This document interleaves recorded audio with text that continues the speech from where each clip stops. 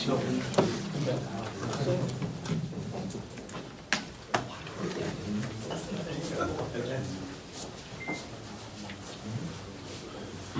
have a large task ahead of us. After dropping the last two games, we had to regain our focus and regain our confidence. And the thing we had to realize, we won 9 games and dropped the last 2, but this team is still a really good football team. Now we have to go on the road. We have to go on the road to win a championship, but what's at stake for us and what we really have to understand is if we have a chance to go win a conference championship, we have a chance to go play in a BCS bowl game, and also have a chance for a 10-win season. And our players, it's critical, and we always talk about it, is that we have to pack our defense. And it's going to be critical that our defense play well. And we know there's going to be a tough crowd there. It's going to be a packed crowd for us. But we have to understand this is for it all. This is for the championship, and that's what you come to college for. This is what you dream about, and that's what it's all about, having a chance to go play for a championship. And our players are locked in. We had a good practice yesterday. We're going to come back today, and it's going to be like a Wednesday. But our players need to understand, and they really do understand, and they really want to go play well. So is there really a big, is confidence really shaken right now? I saw some of the signers talking about a good season, a great season. You almost have to remind them that they're at least still in a position to win the championship. No, confidence isn't shaken right now. You won 9 games, so the thing about it, you lost we dropped the last 2, but the confidence is not an issue. But you always want to talk about confidence. Because when you walk into, when you go on the road, it's a confidence, and you have to walk in there knowing that you're going to go win the football game. Charles, how is Teddy? Teddy? The thing about Teddy is no different than Saturday. He was able to come back the second half, so it's nothing different than Saturday. How does the off-throwing hand? He'll definitely play on Thursday? Yes, he will definitely play on Thursday. How does the off-throwing hand being injured, how does that affect the quarterback? Well, it's more about just handing the ball off. And because you need it, sometimes you're going to need your left hand to hand the football off, but he throws it his right. We were able to go out there the second half, and he was able to throw and make the checks and played very well the second half. The thing we have to do is protect Teddy. Does that change anything with a snap? Do you have to do more shotgun or? Right, he cannot go underneath center and take a snap, but everything's been a shotgun so he can catch the snap. He injured his left leg as well late in the game. How's that turning? Oh, he came back with the left leg injury, and he was able to bounce back and come back and play. It was more of an ankle injury, but he's going to be okay. Does going into being limited a little bit in the shotgun, not being able to go under center, does that limit your offense at all, or is it no different? Or? No, if you watch, a lot of times when we're underneath center, it was more around play action. So we don't, that part of the game is eliminated. But still, though, you can still set back, and you can offset the back. Either you can put him in the pistol, put him behind us, or we can put him offset in a strong or weak gun. But we can still run the ball and be effective. How much will you have to limit him in practice over the next couple of days? Just with practice, it's more about we're going to give him some reps, but we don't need to give him a lot of reps. Even with our team right now, I'm not even putting them in pads. We're going to go out to practice now, and it's all about spiders. We're into our 12th game. It's a Thursday game, so you don't want to go out and bang anyone because now today is a Wednesday. You can bounce back tomorrow as a Thursday, then you leave out of here on you travel on Wednesday. So it's more of where we get the plays in front of them, and it's all about recognition now. For this game, more than anything. Does that mean you're more likely to see Stein in goal line situations?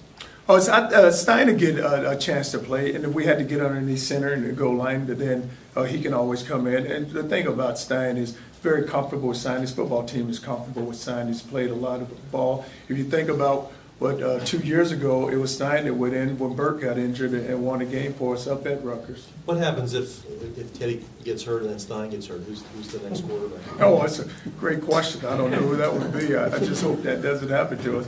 Probably had to put a wide receiver back there and just run a wildcat formation or wild card.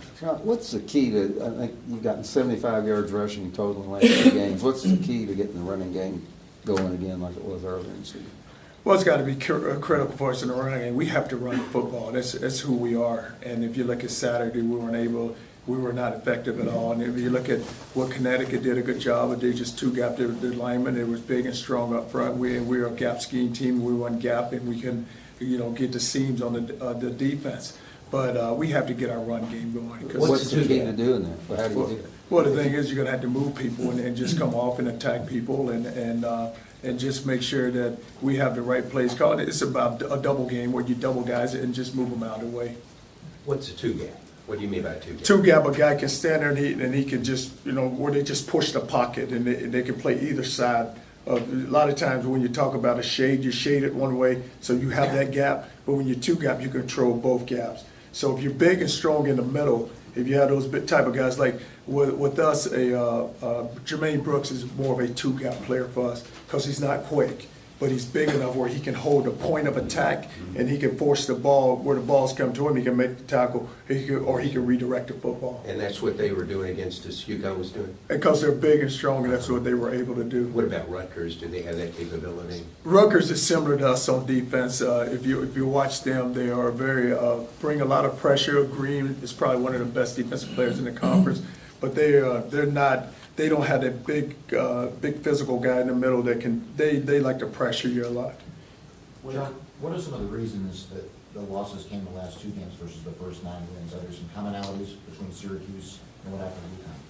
No, it was no. If you look at it, it's just two different teams. Because you look at Syracuse, they're going to open you up. They're going to spread you out. They're going to throw the football down the field. And on defense, they were similar to us. They bring a lot of pressure. Whereas UConn, if you think about it, you go to 3 overtimes. We weren't able to move the ball. Then you kind of got going there late. Had our chance in overtime. We throw the pick, but if we just make a play, somebody just make a play. Defensively, I think we dropped 5 interceptions. Syracuse kind of pounded us, but this past game we had our chances and they got away from us. And we didn't finish the game. Just didn't finish it. Charlie, have you talked to them about their focus starting off? I mean, these last 2 games, is there a concern on your part that you have kind of imparted on them in these practices for this game, that they can't come out flat, start out slow? Well, they understand that because whatever happened, and I know we've lost these last 2, it still was going to come down to this game if they want to go win a championship. So I think they're focused. I'll talk about focus, but they have to be. They know how important this game is, and they know how big this game is. And what we're hoping is you just don't set the stage too high, so that when they go running out there, they feel so much pressure on themselves that then a guy's pressing to go make a play. Just relax and just go play the game. You played 11 games up to this point. Now just relax and go play football. You don't need to do anything special. You don't just go be yourself. I don't need anybody to go make a great play. I just need you to go play your position and play your technique. How hard is that though, with it being a de facto? I mean, the conference championship basically. I don't think it'll be very hard because if you look at it, everybody has a role and everybody knows their role. Offensively, we know what we have to get done. Defensively, we know what we have to get done. In special teams, we understand what we have to get done. So everyone has a role and they understand that role. On that interception in overtime, was that a corner catch or was that a back shoulder catch? In either direction, either way, is it a risky pass under that circumstance? Well, it wasn't risky if he throws the ball in the right spot because you watched the touchdown before that. He threw it in the right spot and it was a touchdown. So if he just throws it to the back pylon, it would have been another touchdown because Devontae had beat the guy on the move to the outside. So he's made that throw before, and he just, for some reason, he threw it to the back shoulder. What's Rutgers' offense look like? Similar to what we just saw, the quarterback, Novak, gets the ball out of his hand quickly, does a great job of running the football. Have 2 really talented running backs, and that's what we expect. Because if you look at it, they are a team that are going to run the ball and rely on their defense to apply pressure to win the game. They're not going to lose it on offense. They want their defense to take the field and go win it for them. Noah's thrown some interceptions. Your team dropped quite a few interceptions this past week. How big of a focus is that next couple of days? Well, the thing is just catch the football. And you're going to get your opportunities, so catch the ball. You mentioned the run game with not being able to go under center. How many of these sets are things that you'll practice this week that you normally don't practice as much? Well, our offense, if you look at it, we run the ball from the gun, so that's not going to change it. We didn't change in the second half against Connecticut. We were able to run the ball from the gun, so we can run the ball from the gun. So that won't be much of a factor. The thing about it, if you had to get underneath center, we got another quarterback, put Stein in it, and then let him take the ball and just run it from underneath the center. If we had to go play action pass, Stein comfortable with putting him in the game, let him roll out, get outside the pocket, and throw the ball. Are you concerned, though, based on what set you go into, what quarterback's under there, that it might be hard to not telegraph what's coming? No, because with a defense, what you're going to do on defense, you're going to play your defense. So, where Stein is in the game or Teddy's in the game, if they're going to bring pressure, you're going to bring pressure. And even if Stein's in the game, if you have a package for him, they're not going to be so locked into that package where you can sit there and say, hey, these are the plays that are coming. Because now all of a sudden Teddy's back in the game. Now you get in the gun, you run the ball. So don't think every time he comes in the game it's going to be a throw. Preseason, I'm sure, looked pretty good. What would the 9-3 season mean to you now? Well, it's all about let's go on and finish. You don't want to think about the 9-3. You just want to say, hey, let's go get this next game. Just you just hope the ball's our way. If we play well enough, it should. Is there a little advantage, you talk about the two quarterbacks, is there a little bit, maybe even an advantage of keeping them off balance with the two, or does that come into play with Stein and Reefer or not? No, I don't know how much of the game plan that we've gotten involved with just those two, switching back and forth. But if it takes that, we will do that. But I just don't know how much Coach Watson of game plan and what he's put in his plan. Does Rutgers do play action? Do they line up out? Do they get up under center? What are some of the sets that they run? They will get underneath center with the quarterback, take a snap. They get in the gun and take a snap. So they have their offense is very multiple. So they're going to spread you out, throw the ball. And then if you look at it, the receivers have a lot of height to their receivers. A lot of balls are jump balls in the red zone. You can count on Jefferson, their tight end. The ball's going to be thrown up to him. So it's a more. They're going to spread you out. They count numbers in the box. If the numbers in right, they're going to turn and hand the ball off. If you load the box, and they're going to try to throw the ball on you. What do you believe are the keys to having a good start to a game? Well, when you get the ball on defense, you like to, if they get the ball first, you like to go out and stop them and force a punt. Then you like to see your offense take the ball and drive it. Are there things that you look for in warm-ups? You mentioned it before, but what are some of those things you want to see going into this Rutgers game in warm-ups? Well, I don't have to say much about it because they understand how big it is. When you're talking like you trying to go win a game, what's been special with this team now, they've won 9 games, so you don't have to go out to warm-ups and say, hey, these guys aren't ready to play. You don't even have to go through that anymore. These guys understand that because now they've been into the program 3 years, so you don't even have to talk about warm-up. They understand how to go warm up now and how to go get ready for a game. Charlie, Scott Radcliffe got hurt early in the game. Any update on him and any other injuries that guys that might miss? No, I think Rag had a slight concussion, so I don't think he'll be. I don't know if he's going to be available for this game, but he did. He got hit early in the game. Yes. What would getting to a BCS bowl game mean for this program at this point in the process? I think it'll be huge because if you look at it, we'll be the second time in our history that we've ever been to a BCS bowl game, and I just think that right now at this time of our program that it'll be great. It'll be great for the program, it'll be great for the community, great for our players. I'm sure you've looked at your team more than worry about someone else's problems, but as you watched the Rutgers game from the other day, what happened to them? They've been looking so good, and then. I didn't. I just because that game. Oh yeah, when they played Pitt.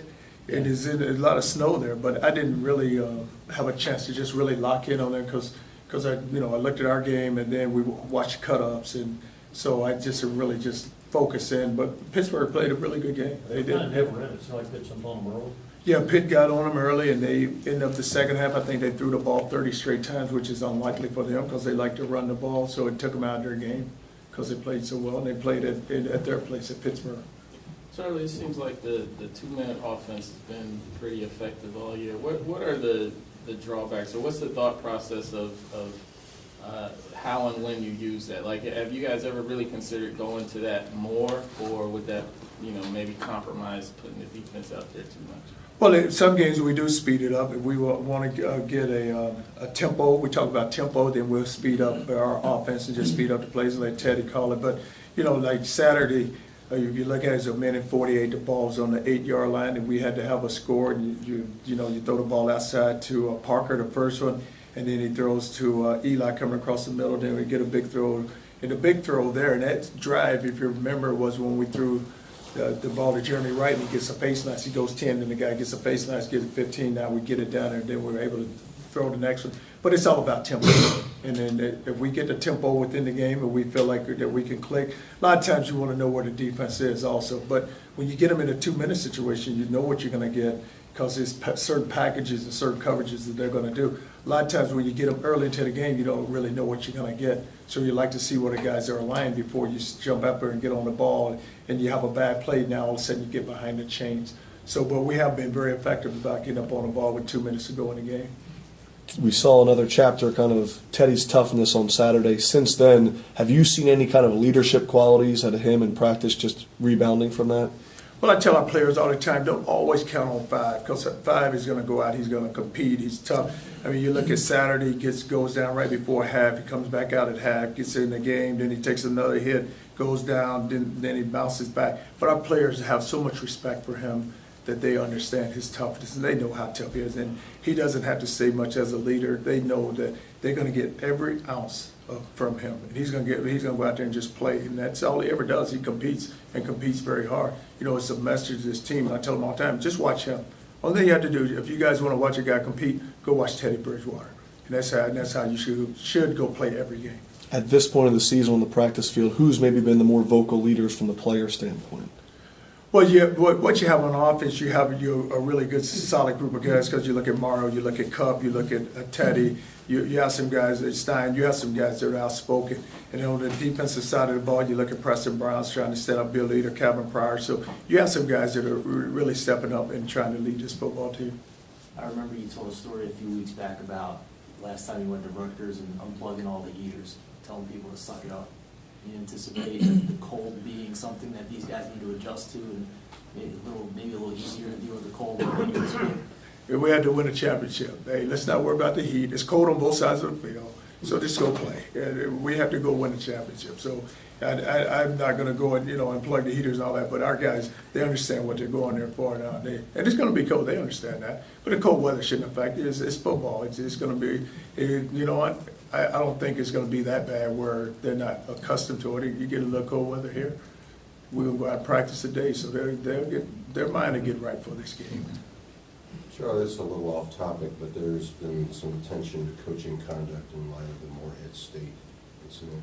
What is your view of where the line is, how far you can go with a player? Well, the whole thing, you don't ever have to touch a player, but guys have different attitudes about how they coach, and if you look at it, if that player's been that coach have always coached them like that, then he's been used to hard coaching. So it just depends on the coach and just your philosophy on how you feel about players and what you should do with players.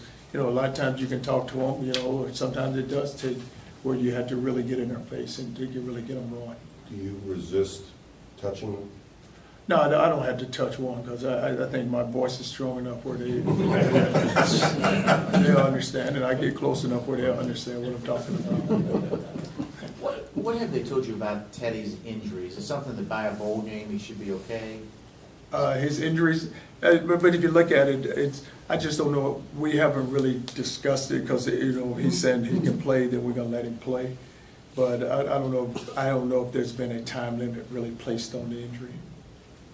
Do you know which? The offensive line had a really good run, and now it seems like maybe guys are getting more pressure, certainly in the Syracuse game and UConn game. What's been the difference up front?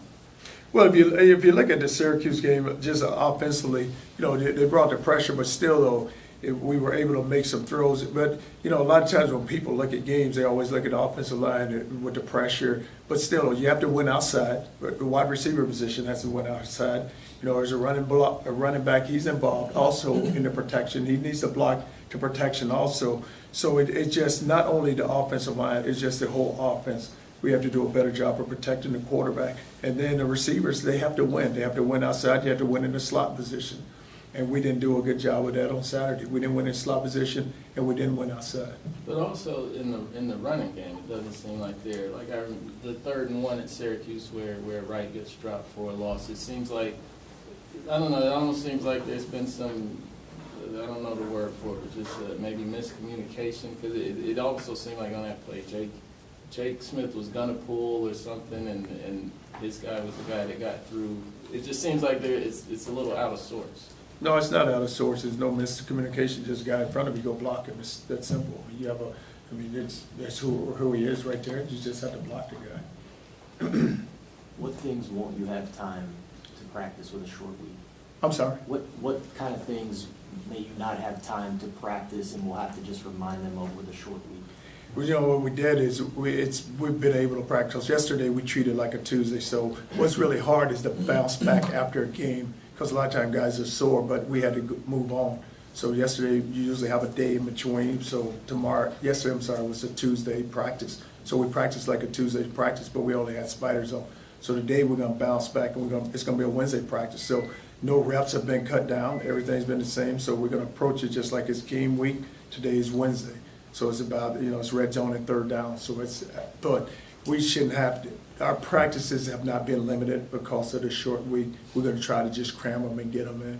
And just making sure that, the guys, because it's still, we still have to go play the game, and nothing's gonna change. How much pressure do you feel? Pressure? Oh, I don't feel any pressure. I just want my best to make sure my team is ready, because I always felt like this, if we prepare our football team, there shouldn't be any pressure. I tell them it all the time. If you're prepared to go play, there should be no pressure, just go play. But, just play within yourself. I don't need anyone to go make a great play, just go be yourself. Did you think it would come down to this game before the start of the season? No, I had no idea it'd come down to this game. I don't think anyone in this room would have said that, with us having a chance to be. Because I kind of look at, with the limited number of seniors we have, and felt like that we were still a very young football team, and maybe, a year or two away from where we need to be. And now that we've had the opportunities here for us, and you don't ever pass up an opportunity, because you can always say, hey, next year's our year, but now you have a chance this year to be that year, so let's go take care of business. All right, thanks, guys. Thank you, Coach.